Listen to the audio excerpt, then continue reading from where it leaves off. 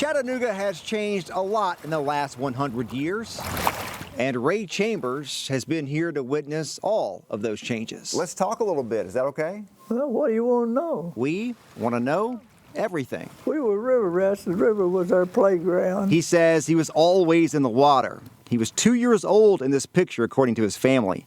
His father, his life was on the river as well. He kept the boats going. My dad did. The steamboats going and the barges. A different era in Chattanooga. I lived at 104 Pine Street, right up from just a block up from the river. Pine Street is still right here downtown.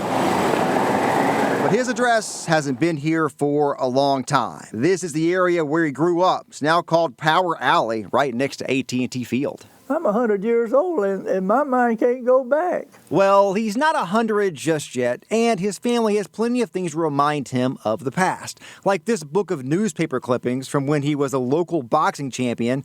This story says he was Chattanooga's, quote, most polished boxer. That's back in Depression days. Mr. Chambers was married, had children when he was drafted. I knew something had to be done. I realized this is our country, and I wasn't no better than any other boys. He was sent to train at Fort Jackson in South Carolina. I went over as a replacement with the 3rd Infantry Division. To explain the true impact of war, we can't shy away from the reality. You were a nervous wreck all the time. There are horrific things that Ray Chambers saw in World War II. For a long time, I had nightmares.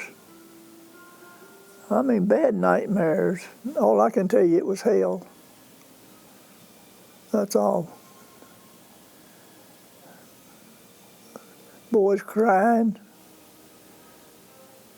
I don't want to die.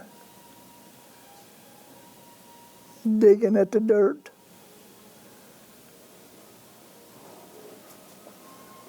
Weeping. Some hollering, Mama.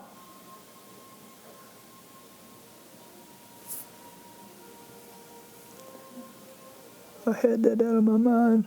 Ray Chambers came home a decorated war hero. He was knocked out of the war when he was hit with a piece of shrapnel in his head. They couldn't get it out. It was close to my brain.